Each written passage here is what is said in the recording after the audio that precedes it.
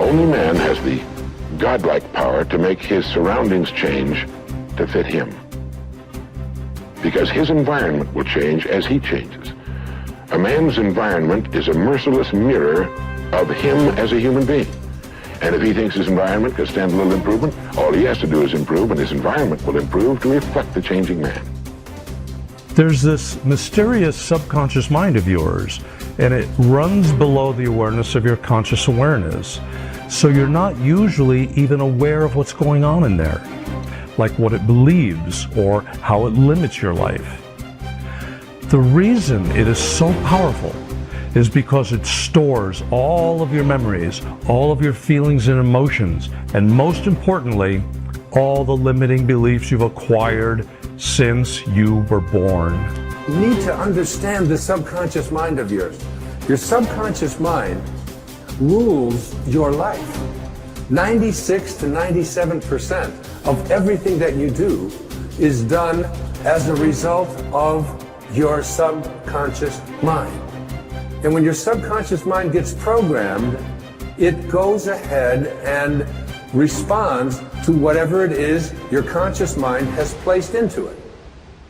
This subconscious mind of yours is most impacted by your feelings. A change of feeling is a change of destiny.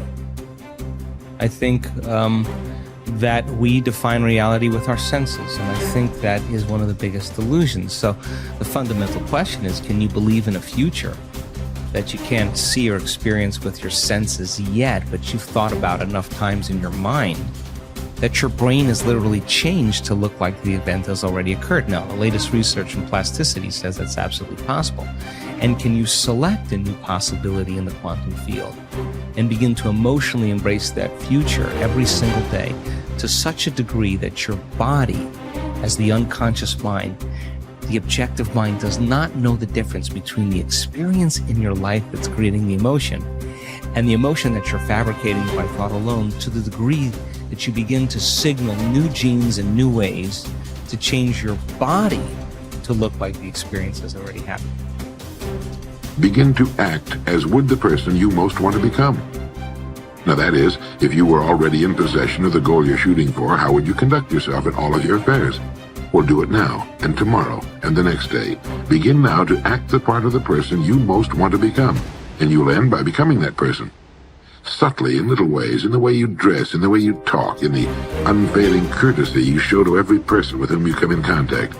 Begin to act the part of the person who has already achieved that which you're shooting for. The German philosopher Goethe gave us the secret when he said, before you can do something, you must first be something. When you behave like the person you most want to become, the things that person would have will tend to come to you. It's simply cause and effect. Don't be in too big a hurry. It takes longer to build a skyscraper than a chicken coop. Build slowly, steadily, and well. Then when you make it, you'll keep it. You'll stay on top. Your self-concept is your operating system. Everything that you produce on the outside is determined, modified, affected in some way by your self-concept. You cannot change what is being produced on the outside without changing your operating system. You always perform on the outside based on how you think on the inside. Now there are laws. The law of belief says that your beliefs become your realities. But the things that you believe may not necessarily be true. However, if you believe them intensely enough, they will become true for you. The law of attraction says that you attract into your life people and circumstances in harmony with your own thoughts. And your own thoughts may be positive or negative. They may be uplifting or depressing, but whatever, you'll attract people and circumstances just like them. The law of expectation says that your expectations tend to become your own self-fulfilling prophecies. In other words, what you expect to happen usually does. For instance, your expectations could be that you are destined to have an extraordinary life and be extremely successful. Is that no matter what happens, it's all part of a learning process that is leading you inevitably to great success, happiness, and accomplishment. And if you absolutely expect that to be true, if that's your fundamental belief, then over time that will become true. You'll be able to throw off the ups and downs of life. You'll be able to Ignore the negative influences around you. If you confidently expect to be a great success, then by gum, you sure will be. No matter what people tell you, you just say, well, it'll be all right. Everything will work out fine. And we know that an attitude of confident expectation is a hallmark of highly successful people. They just expect to succeed more than they fail. They expect to keep making progress. They just confidently expect it. And surprise, surprise, your expectations affect your realities. What you experience on the outside is determined by how you think on the inside. As they say, you are not what you think you are, but what you think you are. Here's 2 excellent questions to jot down. And this is for mature people now, because these are kind of tough questions, especially one. Here's the first question. What's got you turned on? That's a good list to make. Here's what's got me turned on. Here's what's got me up early, staying up late, maximizing my abilities all day long. Here's the list of what's got me turned on. Now here's the next question. What's got you turned off? How come you don't have the zest and the vitality and the appetite for daily accomplishment? I started making a list of the things that had me turned off. And once I got that settled and then started making a list of what had me turned on and what would turn me on in the future, my life has never been the same. It was like a revolution, a personal revolution, a 180-degree turn. I can't say it strong enough. It's easy to get lazy in designing the day and designing the year and designing the future and designing what you want to accomplish and just cross your fingers and hope it'll all work out, that the favorable winds will blow it all your way. I'm telling you, it's not going to happen. So this is part of the exercise. It's just, buckling down, making this list.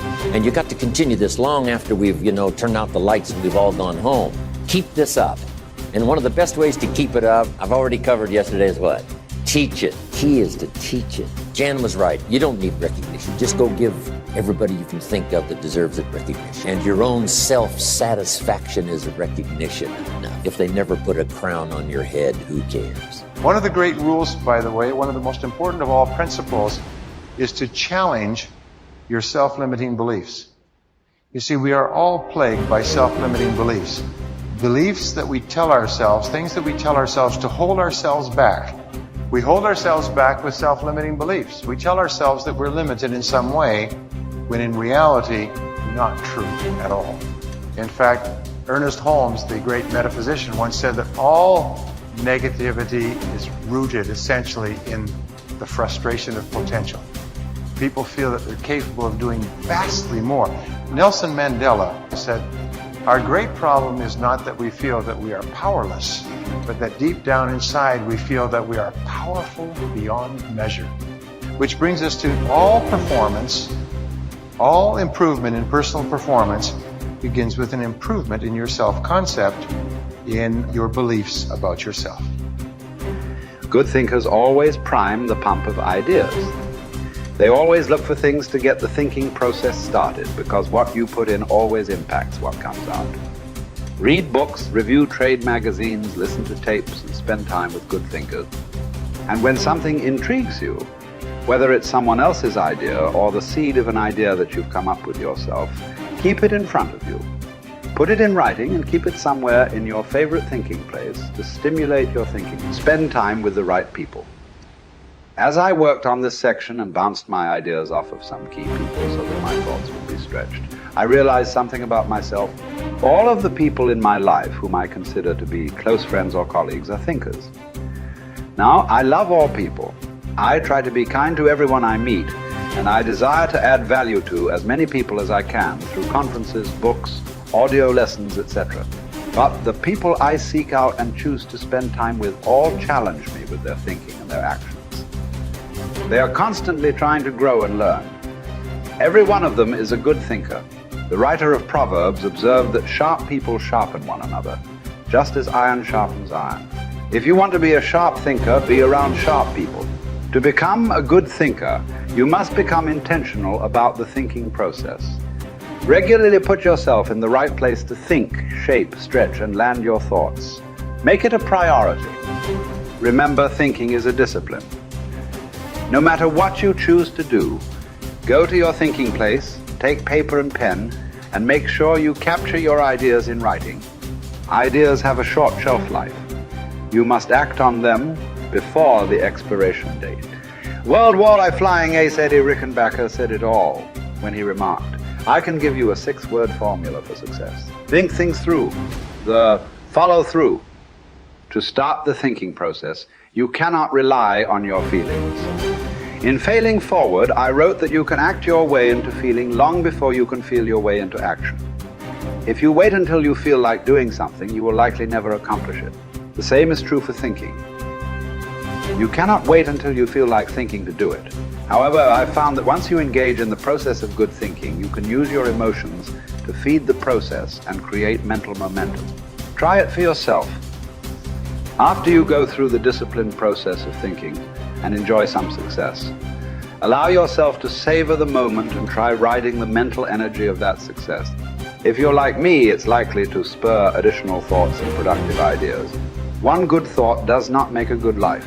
The people who have one good thought and try to ride it for an entire career often end up unhappy or destitute. They are the one-hit wonders, the one-book authors, the one-message speakers, the one-time inventors who spend their life struggling to protect or promote their single idea. Success comes to those who have an entire mountain of gold that they continually mine, not those who find one nugget and try to live on it for 50 years. To become someone who can mine a lot of gold, you need to keep repeating the process of good thinking. Becoming a good thinker isn't overly complicated. It's a discipline.